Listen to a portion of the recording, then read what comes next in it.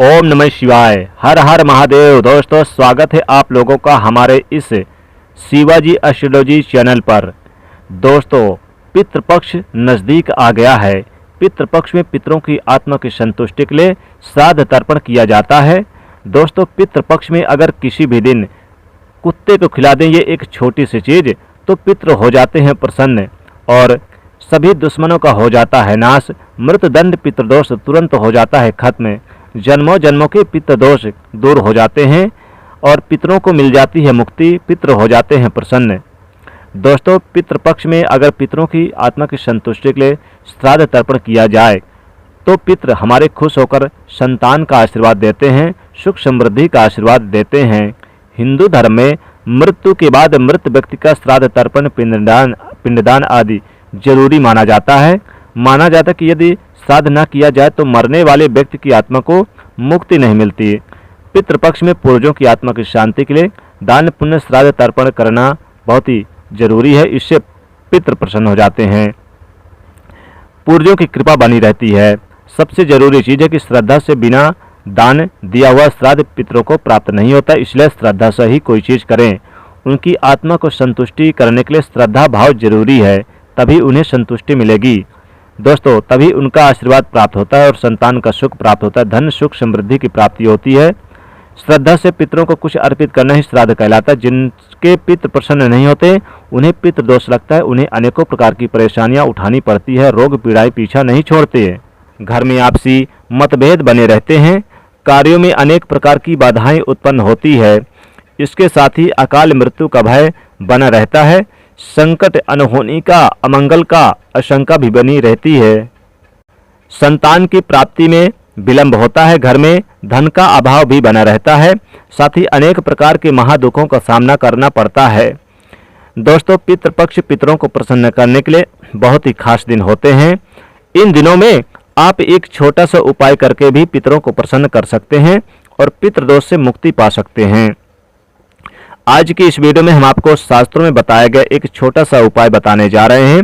इस उपाय को करने से निश्चित ही आपको पितृदोष से मुक्ति मिल जाएगी। साथ ही आपके कितने भी बड़े शत्रु हो वो सब शांत हो जाएंगे। ये उपाय न केवल आपको पितृदोष और शत्रुओं से छुटकारा दिलाएगा, साथ ही शनि दोष और काले सर्प दोष से भी राहत मिलेगी और सभी प्रकार के संकट दूर हो जाएंगे। पितृदोष पितृ आशीर्वाद में बदल जाएगा। दोस्तों, इस उपाय को सही प्रकार से करने के लिए आप हमारे इस वीडियो को एंड तक अवश्य देखें। दोस्तों, आगे बढ़ने से पहले आपसे एक छोटी सी रिक्वेस्ट करते हैं कि वीडियो को आपने अभी तक लाइक नहीं किया तो तुरंत लाइक कर दीजिएगा और दोस्तों कमेंट में लिख दीजिएगा ओम पितृदेवाय नमः और साथ ही इस वीडियो को अधिक से अधिक शेयर कर दीजिएगा। तो आइए जानते हैं इस उपाय के बारे में। वैसे तो इस उपाय को आप पितृपक्ष में किसी भी दिन कर सकते हैं, लेकिन पितृपक्ष के यानी कि शुक्रवार, शनिवार और अमावस्या के दिन इस उपाय को अवश्य ही करना चाहिए। ये उपाय के लिए स्नान करके स्वच्छ वस्त्र धारण करें, फिर आप अपने रसोई घर की साफ सफाई करें, फिर स्वच्छ जल से आटा गूंदें। आटा आपको बिना नमक मिर्च के गूंदना है, आपको प्लेन आटा गूंदना है। आटा गूंथने के बाद आप सबसे पहले रोटी बनाएं।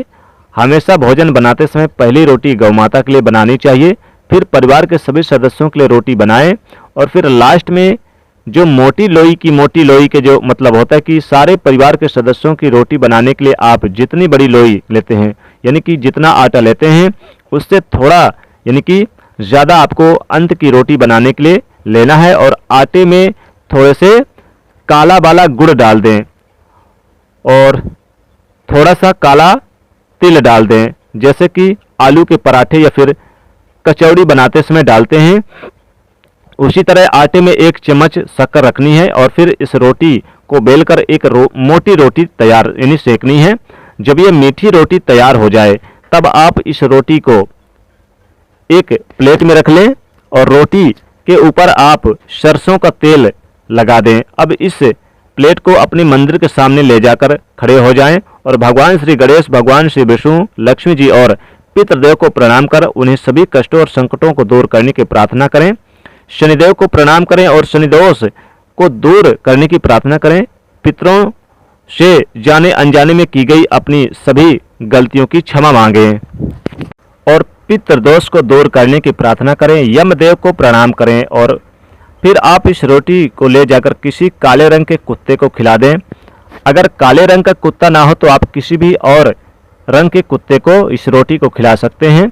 दोस्तों, शास्त्रों में बताया गया कि श्राद्ध पक्ष के दौरान पितृ पशु पक्षी के माध्यम से हमारे करीब आते हैं, जानवर के माध्यम से आते हैं। मान्यता है कि पितरों तक भोजन पहुंचाने के लिए चींटी, कौवा, श्वान यानी कि कुत्ता, गाय और ब्राह्मण को भोजन कराया जाता है।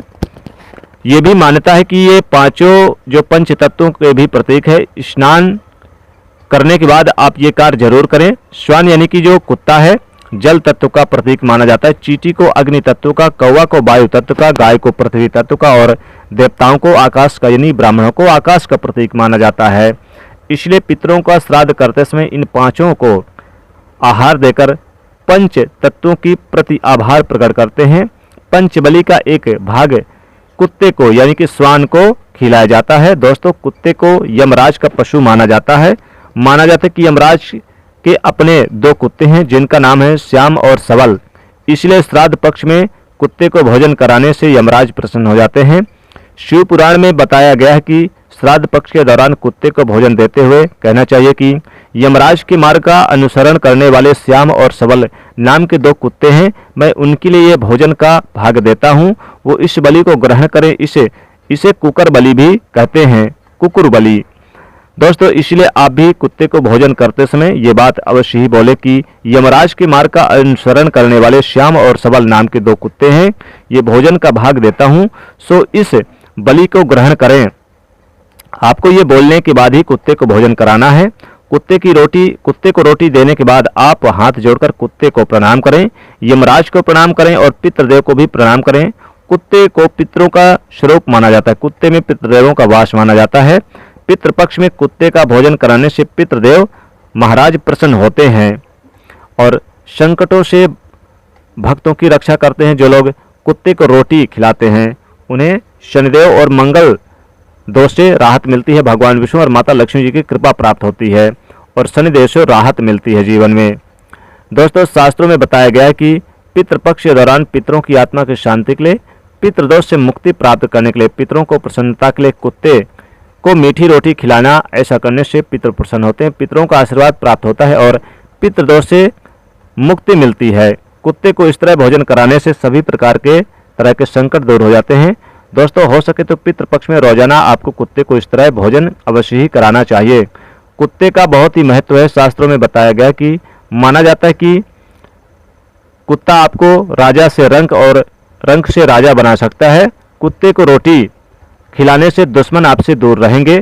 कुत्ते के प्रतिदिन में आप भोजन देने से जहां दुश्मनों का भय मिट जाता है तो वहीं व्यक्ति निडर हो जाता है, साहसी हो जाता है, भय मुक्त हो जाता है। माना जाता है कि जो व्यक्ति अपने घर में कुत्ते को पालते हैं यानी कि कुत्ते को पालते हैं, कुत्ता उस घर के रोगी सदस्य की बीमारी अपने ऊपर ले लेता है। दोस्तों, कुत्ते को भोजन कराते समय इस बात का विशेष ध्यान रखें कि हो सके तो पितृपक्ष में दोपहर के समय यानी कि दोपहर 12 बजे से 1 बजे के बीच में ही आप कुत्ते को भोजन कराएं, क्योंकि यह समय पितरों का समय होता है। इसमें कुत्ते को भोजन कराने से पितृ बहुत ही प्रसन्न होते हैं। इस उपाय को करते समय आपको इस बात का भी विशेष ध्यान रखना चाहिए कि आपको कुत्ते का भी कभी भी अनादर नहीं करना चाहिए। जैसे कुछ लोग होते हैं जो रास्ता चलते कुत्ते के ऊपर पत्थर फेंकते हैं या फिर अपने घर में कुत्ते पालते तो हैं लेकिन उन्हें लात डंडा मारते हैं, ऐसा भूलकर भी नहीं करना चाहिए।